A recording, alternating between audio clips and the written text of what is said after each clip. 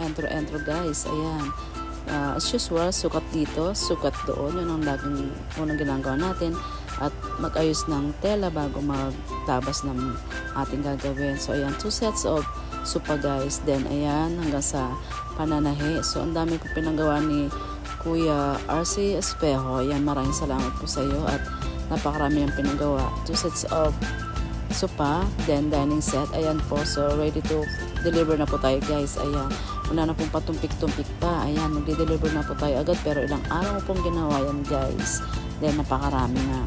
So, makikita niyo po yan pag nag-deliver na po tayo. At nakarating na po tayo sa bahay ni Kuya. So, as usual, ako po yung nag-arkila ng tricycle. Dahil may dala-dala po tayong isang chair ni Kuya na hiniram ko na pinanggayahan ko.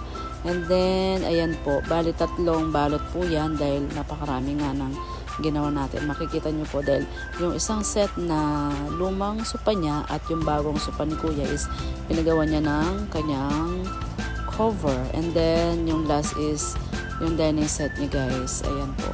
Yung dining set niya is katulad po sa design na pinagawa rin ni Kuya Mark Espejo. Yan, shoutout po kay Kuya Mark Espejo na siya ang nagrekomenda sa kuya niya. Kuya niya po yan. Yun po yung una kong ginawa sa Bayampang sa may Tampok po. So, biyahe naman po tayo doon. Ayan. So, hindi ko na pinakita ang aking pagbiyahe. At eto na nga. Inumpisa na natin maglagay ng cover. Ayan yung sopa ni Kuya na bago. So, inuna ko na yan. May 3 throw pillows po yan guys. Then, isa-isa ko na pong kinabit ang kanyang cover. Actually po, ayan, hindi na po ako nag-fit niya na pumunta dyan. Winanshot ko na po lahat. Ayan, talagang tiwala lang kay Lord, tiwala sa sarili. Ayan. Pero then, hindi naman tayo perfect guys. Yung isang set na, hindi, yung isang pair na upuan dyan is may ire-repair lang ako. Yun lang talaga yung ire-repair ko. So, thank you God sa pag-aalala niya sa akin sa pananahe. Talagang masakit man sa ulo, pero kailangan gawin dahil trabaho natin yan at dyan tayo kumikita. Kaya, tuloy-tuloy tayo guys. At after po kasi niyan is marami pa nakapilat naghihintay sa akin mga trabaho. Kaya naman, tuloy-tuloy lang tayo. Ayan, mapagod man tayo pero kailangan natin magpahinga. So, ayan na yung final look niya guys sa isang set ng sofa. May kasama pong throw pillows yan. Ayan. Binidyo ko na po siya dyan para mas makikita nyo yung design and color. So, ang tela pa lang ito guys is Canadian. Abstract po siya. Abstract naman ulit tayo. Then, susunod po dyan is yung lumang sopa ang gagawin natin guys. Pagkatapos nyo is makikita nyo rin siya. Kaya, ayan, napakaganda ng napili ni Kuyang design. Actually po si Kuya talaga namili dyan dahil wala po yata yung misis niya. Then, ayan po yung lumang sopa naman guys. Isa-isa ko lang pong kinabit. Ayan. So, pag mga ganyang diretso lang siya is hindi ko na nilalagyan ng zipper kasi hindi naman siya mahirap ilagay. Then, yung center table niya, ayan, isa-isa ko na po siyang kinabit. At napakaganda nga. Ayan, pak! Ang ganda ng kanyang kulay at design. Bagay na bagay sa bahay ni Kuya. Ayan. So, hintay-hintay lang po sa akin mga nakapila. Ayan po din. Nakikita nyo yung TV cover na yan. Ayan, ganyan po maglagay ng cover ng TV. Dahan-dahan lang po ang paglagay. Then, ayan. I-cover mo lang yan para hindi maaalikabukan. So, previous na po yan kasi dahil marami po pinagawa sa Kuya, may previous po siya. Sa lahat naman ng ginagawan ko, pag marami po talaga is nagbibigay pa ako ng previous.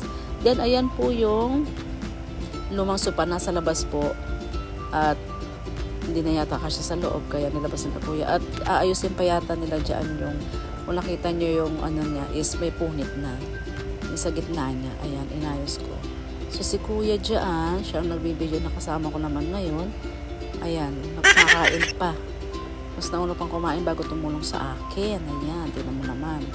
Ang ganda ng design talaga. So ito naman yung isa, ito yung terno niya na nakalagay naman sa kusina. Iwaiwalay siya guys. Opo, ayan. Cleopatra po ang design niya. So, ayan.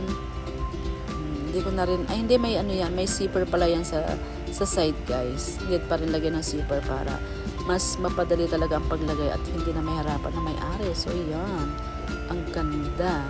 So, ini-next na po natin dyan yung dining set table. Ayan. Yan yung, ayan, So, umpisa na po namin maglagay ng ng cover. Nagpatulong kami kay kuya. Ayan si kuya yung may-ari niyan. Patulong kaming tanggalin kasi, naku, yan talaga yung kinakabahan ako pag nagtatanggal ng salamin at baka mabasag. Napakamahal ng salamin na yun, diba? Then, ayun, may manto siya sa ilalim, nakadikit pala. Kaya, ayan, lalagay na natin yung cover ng table.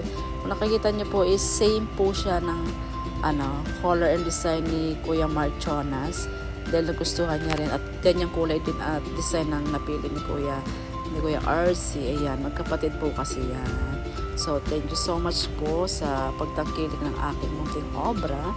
So, ayan, kasama ko si Kuya na naglalagay para mapabilis na dahil ilang oras din ako nagkakabit niya. Kaya sabi ko sa kanya, Kuya, tulungan mo na ako at para mapadali dahil napakainit na sa daan pag uwi namin. Dahil medyo malayo nga sa Bayambang po yan guys, sa may Tampog kung alam niyo po yan.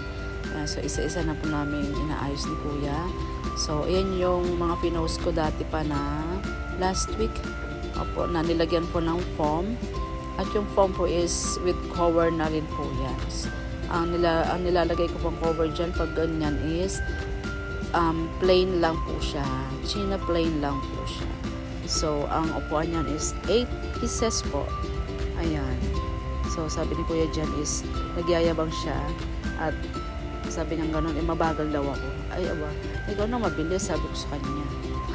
Para mas mabilis nga kami matapos. Eh di, pagkatapos niyan, wala na guys. Tapos na siya lahat. Okay? So, sa mga customer ko dyan, willing to wait lang po kayo guys. At mapapasaan din at magagawa natin ang inyong pinapagawa sa akin. Basta marami pa po, kaya thank you so much po sa lahat na paulit-ulit at may mga bagong customer na naman tayo. Ayan, so natutuwa po ako kasi pag nakikita nila yung trabaho is na-amaze po sila. So thank you so much sa lahat ng nanonood. Alam ko naman marami na nanonood ng aking mga pinopost. Kahit naman di sila mag-like and share. Ayan, it's okay lang kasi wala naman sa akin yun. Importante is marami nagpapagawa sa akin at nagpi-PM naman po sila. Yun naman po yung kagandahan sa negosyo, di ba? Okay lang walang mag-like or mag-share or mag-heart.